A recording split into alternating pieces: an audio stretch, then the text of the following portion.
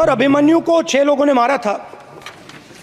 उनके नाम द्रोणाचार्य, कर्ण, कृपाचार्य, कृतवर्मा, अश्वत्थामा और शकुनी।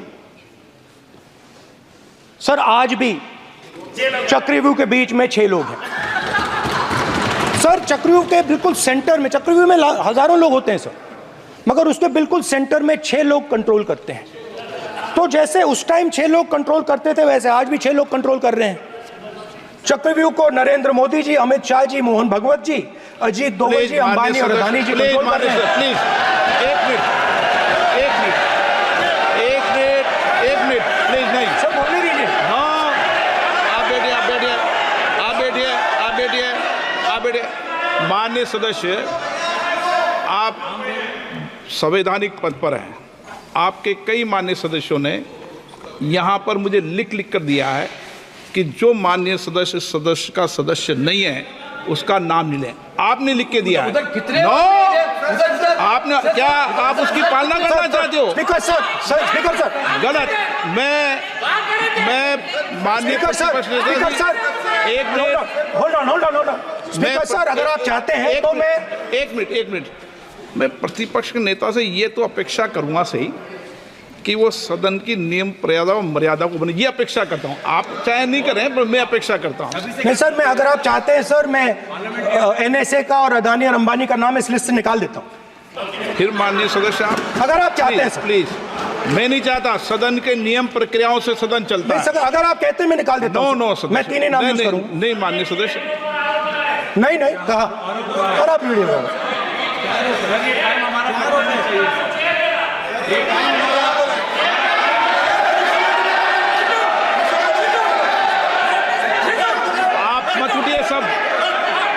प्लीज, या आप समझाइए उनको। हाँ, आप स्पीकर सर, पहला काम इस चक्रव्यूह ने क्या किया? जो हिंदुस्तान को रोजगार देते हैं, स्मॉल एंड मीडियम बिजनेसेस हैं, जो करोड़ों युवाओं को रोजगार देते थे, उन पर इस चक्रव्यूह ने आक्रमण किया। कैसे किया? नोटबंदी, GST और टैक्स टेररिज्म। आप लोग आतंकवाद की बात करते हो। पूरे देश में अगर कोई भी व्यक्ति छोटा बिजनेस चलाता है तो रात को उसको फोन कॉल आता है इनकम टैक्स डिपार्टमेंट से, GST से, और टैक्स टेररिज्म का वो शिकार बनता है। इस टैक्स टेररिज्म को रोकने के लिए बजट में आपने कुछ नहीं किया है। तो टैक्स टेररिज्म के कारण, और ये जो आपकी नीतियां हैं, जो आपने कोविड के समय बड़े बिजनेसेस की मदद की और जो स्मॉल एंड मीडियम बिजनेसेस थे उनको खत्म किया, उसके कारण आज हिंदुस्तान के युवाओं को रोजगार नहीं मिल सकता है। बिल्कुल एक युवा को रोजगार नहीं मिल सकता है। अब फाइनेंस मिनिस्टर बैठी हैं। अब युवाओं के लिए आपने क्या किया? बजट में आपने इंटर्नशिप प्रोग्राम की बात करी, और यह शायद एक मजाक है, क्योंकि आपने कहा कि ये इंटर्नशिप प्रोग्राम सिर्फ हिंदुस्तान की 500 सबसे बड़ी कंपनियों में होगा, और 99% जो हमारे युवा हैं उनको इस इंटर्नशिप प्रोग्राम से कुछ लेना देना नहीं, कोई फायदा नहीं होने वाला है। तो आपने पहले टांग तोड़ दी और उसके ऊपर आप बैंडेड लगाने की कोशिश कर रहे हैं। मेन मुद्दा आज युवाओं का एग्जाम पेपर लीक है। जहां भी हम जाते हैं, आपने बेरोजगारी का चक्रव्यूह बना दिया इनके लिए, और जहां भी हम जाते हैं वो कहते हैं देखिए बेरोजगारी है मगर पेपर लीक भी होता है। तो आपने एक साइड पेपर लीक चक्रव्यूह, दूसरी साइड बेरोजगारी चक्रव्यूह। पेपर लीक मैं आपको बताता हूं 10 साल में 70 बार हुआ है। अगर आप जानना चाहते हैं, 10 साल में 70 बार हुआ है। तो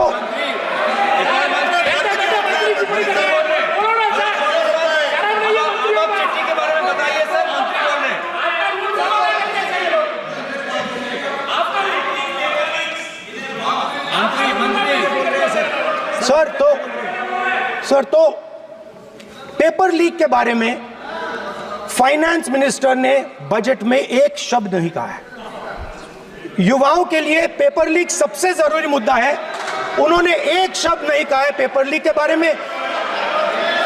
एक बार उन्होंने पेपर लीक नहीं कहा और उल्टा जो एजुकेशन बजट में पैसा देना चाहिए था वो आपने 20 साल में सबसे कम पैसा दिया है। 2.5% of budget is gone to education. Sir दूसरी तरफ आपने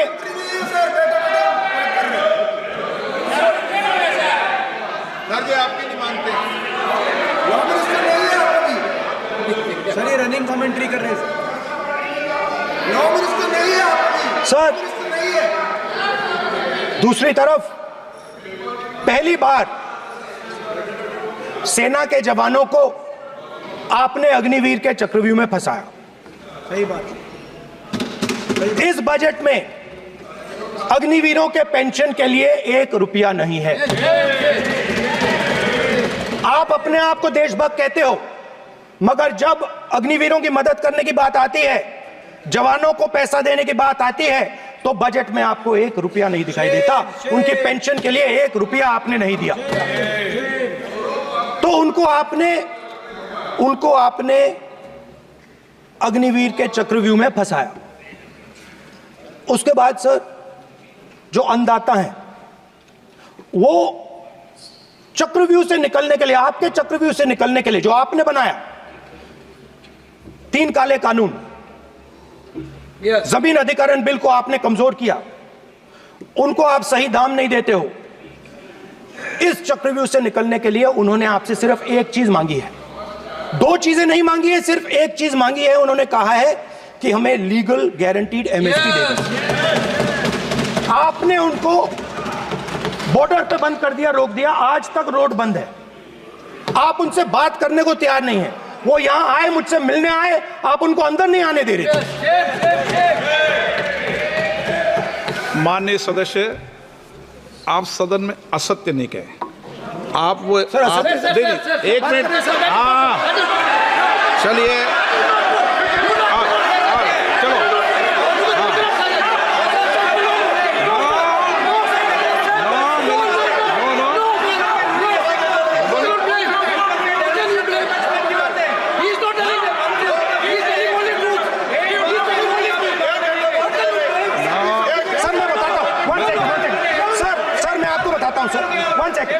सर मैं आपको फैक्ट बताता हूं सर, जो मुझे एक सेकंड। हाँ बता। मैं आपको फैक्ट बताता हूं, फिर आप मुझे करेक्ट कर दीजिए। स्पीकर सर, फार्मर्स का डेलीगेशन नहीं सर, मैं आपको फैक्ट बताता हूं। पर आपके माननीय सदस्यों को कह दें वो सदन पर आरोप नहीं लगाए। रिपोर्ट से बोलता हूं मैं, बिना रिपोर्ट के नहीं बोलता हूं। बोलिए, उनको बोलने दीजिए, आप बोलने दीजिए उनको। बोले, वो बोले, बताएं, मैं बताऊंगा। Speaker sir 1 second. Speaker sir मैं आपको बताता हूं जो मुझे मालूम है। स्पीकर सर मैं आपको बताता हूं। बैठिए। स्पीकर सर हुआ क्या, वहां पे सर मुझसे मिलने एक फार्मर का डेलीगेशन आया। मुझे बताया गया कि फार्मर के डेलीगेशन को अंदर नहीं आने देंगे। मैं उनसे मिलने जब गया तब उनको अंदर आने के दिया गया था। सर ये फैक्ट है सर। अब पता नहीं कोई मिसकम्युनिकेशन हुआ, वो अलग बात है, बट फैक्ट ये है कि जब मैं मीडिया के साथ वहां गया तब दरवाजे पार्लियामेंट के, संसद के उनके लिए खुले, उससे पहले वो बंद थे। ठीक है। और ये आप उनसे भी पूछ लीजिए sir. Please, no, please. 1 minute, please. आपने विषय उठाया इसलिए मैं बोल रहा हूं। ऐसे तो सदन की व्यवस्थाओं पर सवाल नहीं उठाना चाहिए। किसको आने दें, 1 मिनट प्लीज बैठिए। किसको आने दें, किसको अलाउ नहीं करने दें, ये स्पीकर का जुडिक्शन होता है। नंबर 1, जब ये सूचना आई आप मिले, उनसे अंदर मिले, लेकिन उसमें एक सदन की मर्यादा का उल्लंघन हुआ कि कभी भी सदन में माननीय सदस्य के अलावा दूसरा कोई व्यक्ति बाइट नहीं दे सकता। और आपकी मौजूदगी में बाइट दी, ये क्लियर करना चाहता हूँ। सर ये टेक्निकलिटी है सर, ये मुझे मालूम नहीं थी। कोई बात नहीं। बट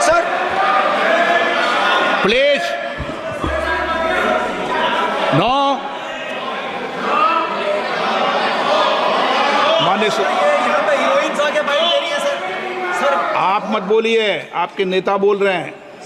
तो स्पीकर सर, जब महिला आरक्षण आया तो ये आपको बेटे बेटे कमेंट्री सर, हम करने का चाहते अधिकार थे। नहीं है। माननीय प्रतिपक्ष के नेता आपके बेटे बेटे सदस्य कमेंट्री कर रहे हैं, फिर वो कहते हैं कि लोग क्यों कमेंट्री कर स्पीकर रहे सर, हैं। हम चाहते थे, हमारा एक्सपेक्टेशन था कि जो अन्नदाता है, जो सरकार से सिर्फ एक चीज मांग रहा है, लीगल गारंटीड एमएसपी, हमें लगता था कि ये कोई बड़ा काम नहीं है सर, ये इतना बड़ा काम नहीं है।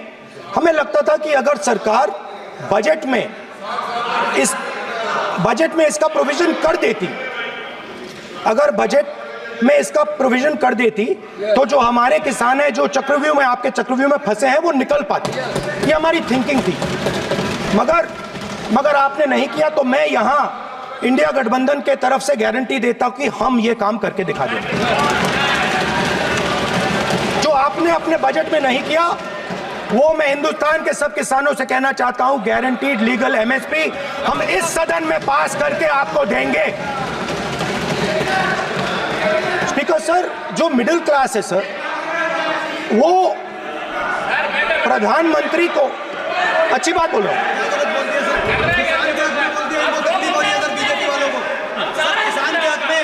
अगर नेता विपक्ष बोल रहे हैं तो आप बेटे बेटे टिप्पणी आप मत करो, आप करोगे तो वो भी करेंगे। आप मत करो, मैं सब साइलेंट करो प्लीज। फिर टिप्पणी कर रहे हो आप, प्लीज माननीय सर मिडिल क्लास जो है, वो शायद इस बजट से पहले प्रधानमंत्री को सपोर्ट करता था। जब प्रधानमंत्री ने कोविड के समय उनसे थाली बजवाई थी, तो उन्होंने दबाकर थाली बजाई, धड़ धड़ धड़ धड़ धड़, थाली बजा बजाई। हमें अजीब लगा, मगर प्रधानमंत्री ने मिडिल क्लास को ऑर्डर दिया, तो मिडिल क्लास ने थाली बजाई। उसके बाद प्रधानमंत्री ने उसी मिडिल क्लास से कहा, मोबाइल फोन की लाइट जलाओ, और मोबाइल फोन की लाइट जली। मिडिल क्लास ने, पूरे हिंदुस्तान में मिडिल क्लास ने मोबाइल फोन की लाइट जला दी। अब इस बजट में आपने उसी मिडिल क्लास के एक छुरा पीठ में मारा, दूसरा छुरा छाती में, एक इधर मारा और एक इधर मारा। इंडेक्सेशन जो आपने कैंसिल की, वो पीठ में छुरा था, और जो कैपिटल गेन्स टैक्स आपने बढ़ाया, वो छाती में छुरा। आपने long term capital gains tax को 10% से 12.5% किया, यहां छाती मारी, यहां छुरी मारी, और शॉर्ट टर्म को 15 से 20% छुरी मारी। दुख की बात है, मगर इसमें एक इंडिया गठबंधन के लिए एक हिडन बेनिफिट है। मिडिल क्लास अब आपको छोड़ने जा रही है और इस साइड आ रही है। तो मेरा कहना है, जहां भी आपको मौका मिलता है, आप चक्रव्यूह बना देते हो। एक चांस मिलता है, आप चक्रव्यूह बना देते हो। हम चक्रव्यूह तोड़ने का काम करते हैं। हमारे बजट में किसान का कर्जा माफ हुआ, चक्रव्यूह तोड़ा। मनरेगा हुआ, चक्रव्यूह तोड़ा। तो हम चक्रव्यूह तोड़ने का काम करते हैं, आप चक्रव्यूह बनाने का काम करते हो। आप चाहते हो कि हिंदुस्तान छोटे छोटे छोटे छोटे छोटे खांचों में रहे, और हिंदुस्तान के गरीब लोग सपना ना देख पाए। सिर्फ अदानी और अंबानी। अरे क्या सर? सर कैसे बोलूं सर? माननीय सदस्य, एक मिनट माननीय सदस्यगण, आपके उपनेता मुझे लिखित में पत्र देके गए हैं कि कोई भी माननीय सदस्य जो इस सदन का सदस्य नहीं, उसके बारे में टिप्पणी ना करें। लिखित में देखे गए, इसलिए आपको स्पीकर सर बैठ जाइए। स्पीकर सर, तो अगर सर मैं आपसे सवाल पूछना चाहता हूं। मेरे से सवाल मत नहीं पूछ सकते आप। Sorry sir. सर तो सर मैं फिर मैं सर 3 और 4 कह देता हूं उनको। 3 और 4 ठीक है सर? अब नाम नहीं ले सकता तो कुछ तो कहना पड़ेगा सर। 3 और 4 कह देता हूं, कोई और नंबर आपके देना। माननीय सदस्य को बता दें क्यों लिख के चिट्ठी गए मुझे। सर, हरियाणा के पूर्व मुख्यमंत्री पर जब इस प्रकार के आक्रमण करते हैं, हरियाणा के पूर्व मुख्यमंत्री के संदर्भ पर हमको आपने चिट्ठी भेजी। एक पूर्व मुख्यमंत्री को आप 2 उद्योगपति से जोड़ना चाहते हैं, एक किसान नेता जो हरियाणा के, आज उन पर जब आक्रमण आपको अलाउ किया है क्या? उद्योगपति के साथ जोड़ना चाहते हैं, ये है सदन की मर्यादा। चिट्ठी मुझे लिख के गए हैं, उसकी मर्यादा का ये आपको बोलने नहीं दे रहे, ये आपको बोलने दे रहे। आपसे मेरी ये अपेक्षा है आपसे, आप सदन, एक मिनट प्लीज, आप सदन के नेता, सदन के आप प्रतिपक्ष के नेता हैं, ये सदन की अपेक्षा रहती है कि हम सदन का डेकोरम, डिसिप्लिन और उसको बढ़ा के रखें। स्पीकर सर, इसलिए आप जो विषय रखें वो नियम प्रक्रिया में रखें। स्पीकर सर मगर मैं ये कैसे कहूं, इन लोगों के इनका इंडिकेशन कैसे दूं मैं सर? आप मुझे बता दीजिए सर, कोई दूसरा तरीका हो सर, नाम नहीं लेने हो तो कोई और तरीका दे दीजिए सर। अच्छा, एक मिनट, आप ज्ञान मत बांटो उनको, वो ज्ञानी है। सर A1 A2 चलेगा सर, A1 A2। माननीय प्रतिपक्ष के नेता, मैं आपसे फिर अपेक्षा कर रहा हूं कि आप कम से कम नियम प्रक्रियाओं की पालना करेंगे। सदन में आप अब प्रतिपक्ष के नेता हैं, ये अपेक्षा। Sir how PM is speaking, Home Minister speaking, you are not telling this. You are only advising LOP, sir. How can it be? How can it be, sir? How can it be? आप होना चाहिए sir, आप होना चाहिए, आप होना चाहिए sir. तोड़ो उसके आगे पीछे वाला। स्पीकर सर, मैं तो सबसे ये अपेक्षा, आप बैठ जाइए। आप किसने कहा? प्लीज बैठिए। पॉइंट ऑफ ऑर्डर जानते हो? पॉइंट ऑफ ऑर्डर क्या होता है? प्लीज बैठो। तुम्हारे नेता बोल रहे हैं point of order, please. Speaker sir, एक मिनट प्लीज बैठिए। एक स्पीकर सर,